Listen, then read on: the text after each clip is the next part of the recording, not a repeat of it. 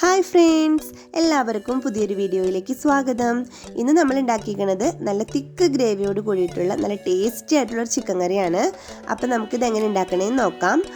പിന്നെ ആദ്യമായിട്ടാണ് നിങ്ങൾ എൻ്റെ ചാനൽ കാണുന്നതെങ്കിൽ ചാനൽ ഒന്ന് ലൈക്ക് ചെയ്യാനും ഷെയർ ചെയ്യാനും സബ്സ്ക്രൈബ് ചെയ്യാനും മറക്കരുത് കേട്ടോ.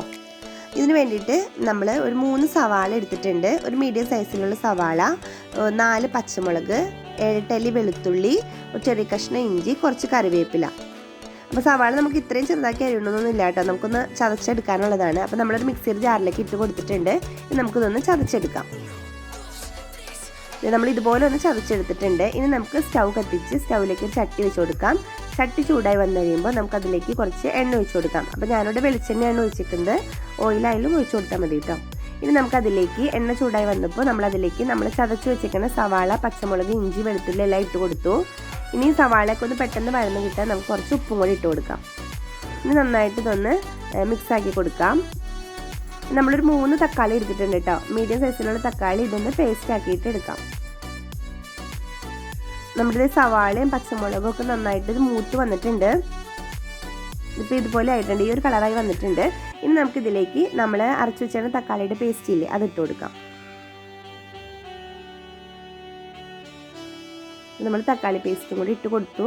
ഇനി ഇതും കൂടെ ഒന്ന് ഇട്ടിട്ട് നന്നായിട്ടൊന്ന് വഴറ്റിയെടുക്കാം. തക്കാളിയുടെ വെള്ളമൊക്കെ വറ്റിയിട്ട് വരണം കേട്ടോ.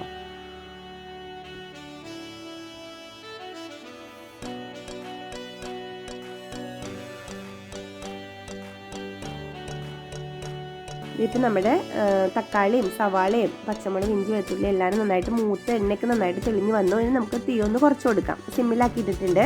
നമുക്കതിലേക്ക് മസാല ഇട്ട് കൊടുക്കാം. 1/4 ടേബിൾ സ്പൂൺ മഞ്ഞൾപ്പൊടി, 1.5 ടേബിൾ സ്പൂൺ മല്ലിപ്പൊടി, 1/2 ടേബിൾ സ്പൂൺ മുളക് പൊടി. മുളക് പൊടി നമുക്ക് നമ്മുടെ എരിവിനനുസരിച്ചിട്ട് ഇട്ട് കൊടുക്കാം. ഇനി ഈ പൊടികളെല്ലാം കൂടി ഇട്ടിട്ട് പൊടികളെല്ലാം നന്നായിട്ട് മൂത്ത് വന്നു കഴിയുമ്പോൾ നമുക്ക് ചിക്കൻ ഇട്ട് കൊടുക്കാം. അപ്പോൾ ഞാനിവിടെ ചിക്കനിൽ കുറച്ച് മുളക് പൊടി, മഞ്ഞൾപ്പൊടി, ഉപ്പും കൂടി ഇട്ടിട്ടൊന്ന് തിരുമ്മി വെച്ചിട്ടുണ്ടായിരുന്നു കേട്ടോ, ഒരു 10 മിനിറ്റ് മുമ്പ്. ഇനി നമ്മൾ ഈ ചിക്കനും കൂടി ഇട്ടിട്ട് ഇതുപോലെ സവാളയുടെ മിക്സ് ഇല്ല അതിനകത്തിട്ട് നന്നായിട്ടൊന്ന് മിക്സാക്കി കൊടുക്കാം. ഇനി നമുക്ക് കറിക്ക് ആവശ്യത്തിനുള്ള ഉപ്പും കൂടി ഇട്ട് കൊടുത്തിട്ട് ഇതുപോലെ നന്നായിട്ടൊന്ന് ഇളക്കി കൊടുക്കാം. എന്നിട്ട് ഈ ഒരു മീഡിയം ഫ്ലെയിമിലാക്കിയിട്ട് നമുക്കൊന്ന് മൂടി വെക്കാം കേട്ടോ, ഒരു 3-4 മിനിറ്റ്. ഇപ്പോൾ നമ്മുടെ ചിക്കനൊക്കെ മസാലയൊക്കെ ഇതുപോലെ പിടിച്ചതുപോലെ ആയിട്ടുണ്ട്. ഇനി നമുക്കിതിലേക്ക് നമ്മുടെ ഗ്രേവിക്ക് ആവശ്യമായിട്ടുള്ള വെള്ളം ഒഴിച്ച് കൊടുക്കാം. അപ്പോൾ ഞാനിവിടെ ഒരു ഗ്ലാസ് വെള്ളം ഒഴിച്ച് കൊടുത്തിട്ടുണ്ട്. ഇനി ഇതൊന്നും കൂടെ നന്നായിട്ടൊന്ന് മിക്സ് ആക്കിയിട്ട് നമുക്കൊന്ന് അടച്ചു വെക്കാം കേട്ടോ.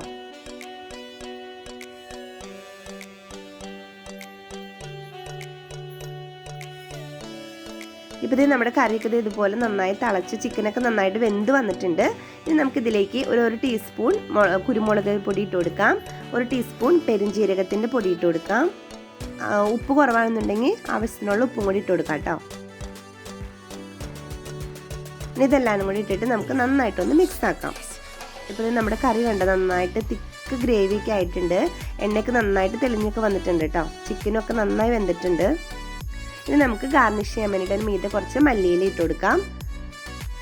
മല്ലിയിലയും കൂടി ഇട്ടിട്ട് നമുക്ക് നന്നായിട്ടൊന്ന് മിക്സ് ആക്കിയിട്ട് ഗ്യാസ് ഓഫ് ചെയ്യാം.